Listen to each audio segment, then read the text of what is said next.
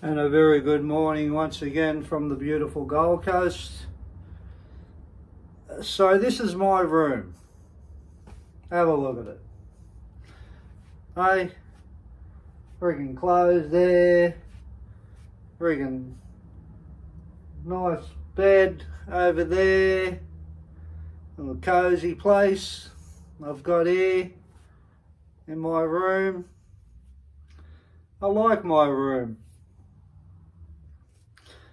And I wonder how many people out there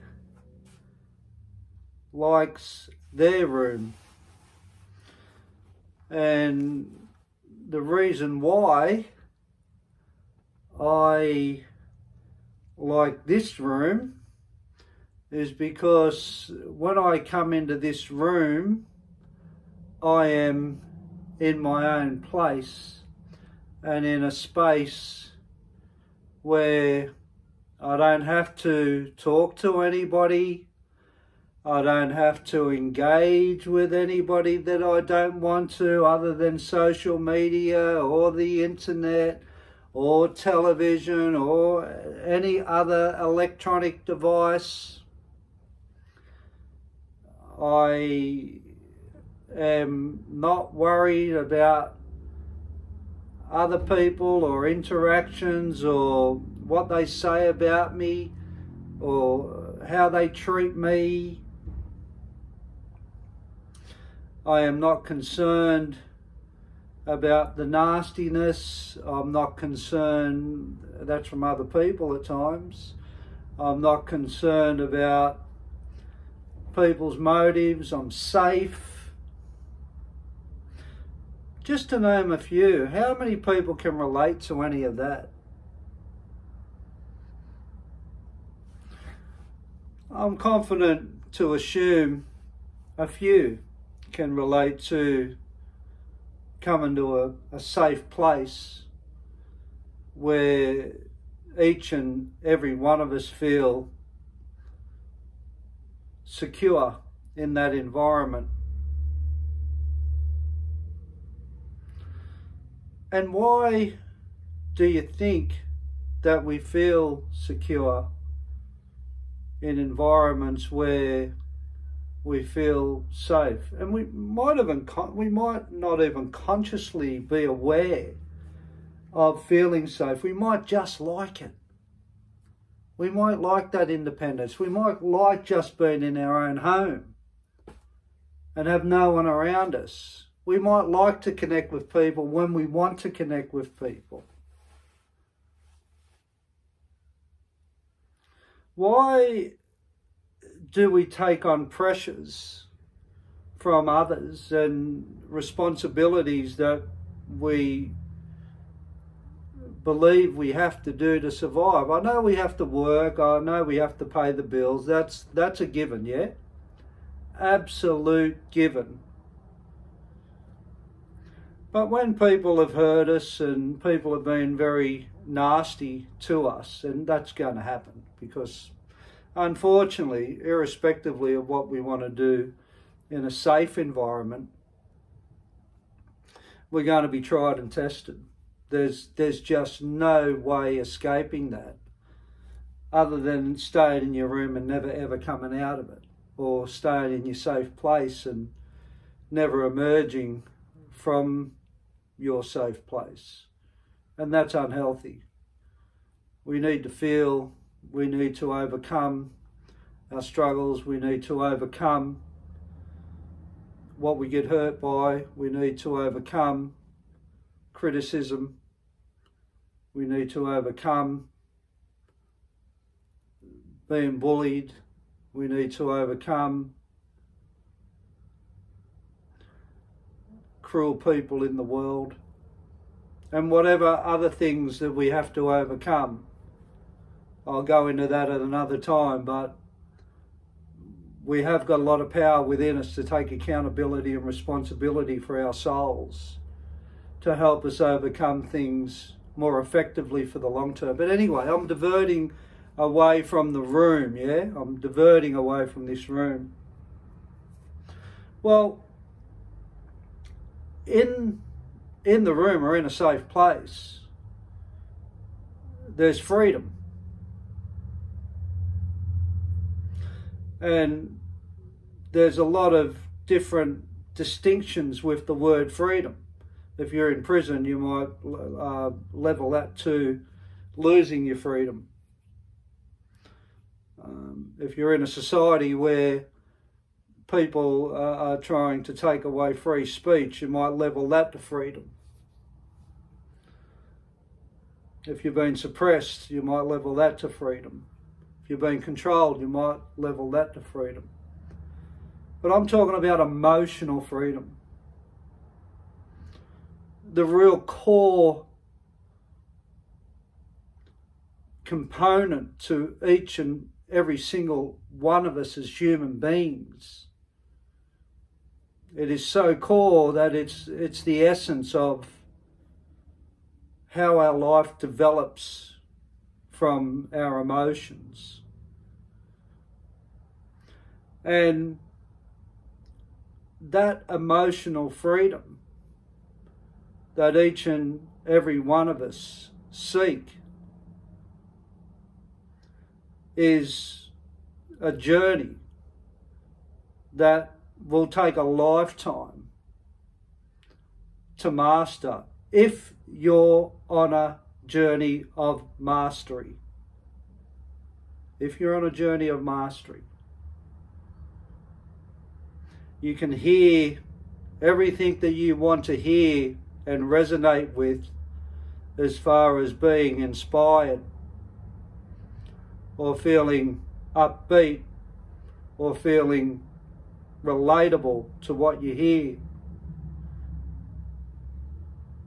And that's good that we all get inspired and we all get lifted somewhat during the course of our life through information that we receive. But the true core of our damage is really deep in our emotions. And it's very hard to see because a lot of people, including me, can't cope with being in that emotional state of vulnerability, of uncertainty, of being hurt, of feeling fear, of feeling uncertainty, feeling disappointment, feeling emotional pain through breakups in relationships, not achieving in your life, not thinking you're good enough. These are all caused from deep emotions, not things that inspire you. Things that inspire you is transit. They come and they go. But to mend the broken self is the emotion. And that's why places like your bedroom and other places of comfort allows you to escape from that emotion and component that you have to deal with out there.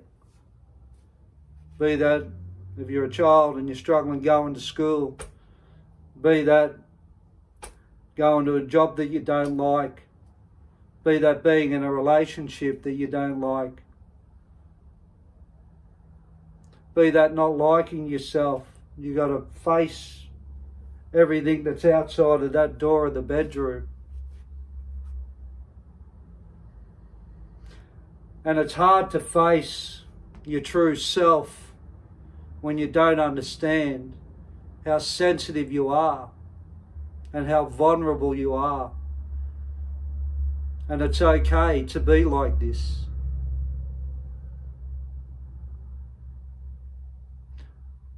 When you're a child, it was A-OK.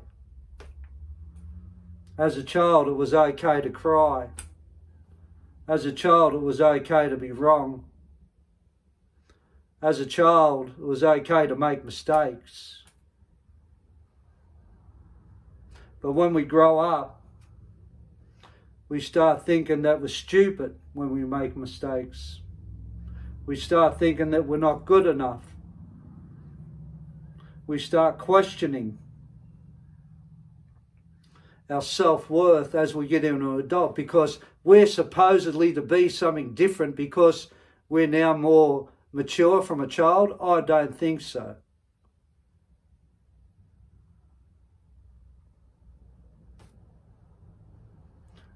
Don't listen to the world. Find that child that's within you, and you cry, and you talk, and you be honest about your struggles and how hard things are, just as a child would do. How many people relate that children are truthfully honest? Are you? Are you? Are you that child that's still honest? Most people aren't. That's why we want to escape. That's why we do come into a room. I'm not saying that just because you find your true pain and the true wound in your feelings, I'm not saying that you're not going to come to a room or you're not going to have you time, but some people really avoid. Not just coming to a room, a bedroom, some people really avoid taking drugs. Some people avoid eating a lot of food. Some people avoid through sexual behaviour, through gambling. There's a lot of things out there on offer to distract you from your feelings and your core to avoid. But there's a lot of people out there that can help with your feelings, and there's a lot of people you can go to talk about your feelings. And there's feeling charts on the internet you can find. And you can choose to be honest. You can choose to be honest, because honesty will set you free, and it's more attractive. Like that child you're attracted to through that honesty. That is still you. We only lie to impress. We only lie because we want to get something at times, or we want to portray something to other people that's inadequate within us.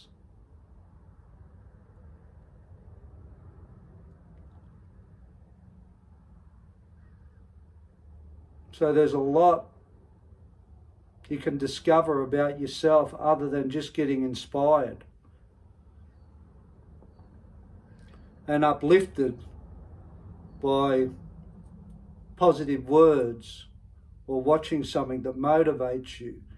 That will not sustain over a long period of time your healing. You got to go into your feelings. You got to really have a good look at yourself. A real deep, dark look at yourself, and start to get confident and okay with that. And then you can really start creating a good platform to start going back into the world and feeling what you need to feel to fit in okay, without isolating yourself and not participating in things. Because nobody has probably ever shown you that it's okay to feel what you feel. It's not everybody else's fault.